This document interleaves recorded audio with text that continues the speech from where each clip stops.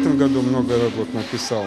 Я ездил, много поездок было, и я привез там несколько таких уже написанных работ. Когда я долго не работаю, просто я рвусь, и мне хочется что-то сделать. Вот это, наверное, есть. Просто я без этого уже не могу. Это живопись для меня жизнь.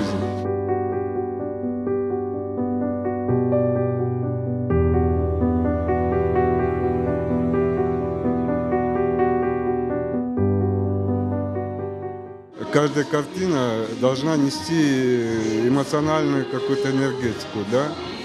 И когда человек получает положительные эмоции, это значит, мне что-то удалось сделать. И вот это самое главное.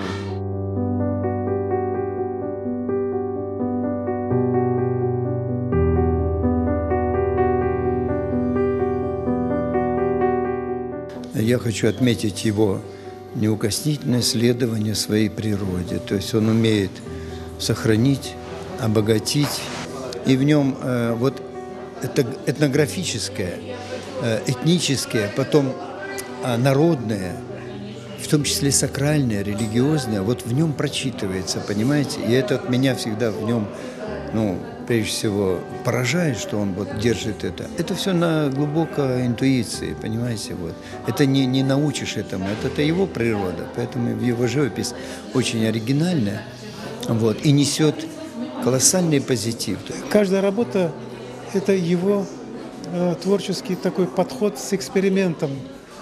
Игра красок, наложение красок, рельефное это или просто плоскостное наложение красок. Я рад его творческим успехам, моего друга Рамазана, и рад, что он находится в постоянном творческом процессе.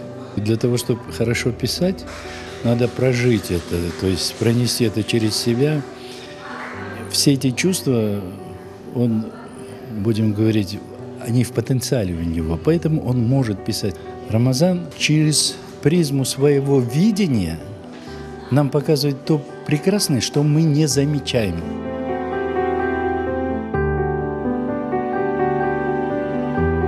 Он очень талантливый человек, у него интересные работы, и он хороший педагог.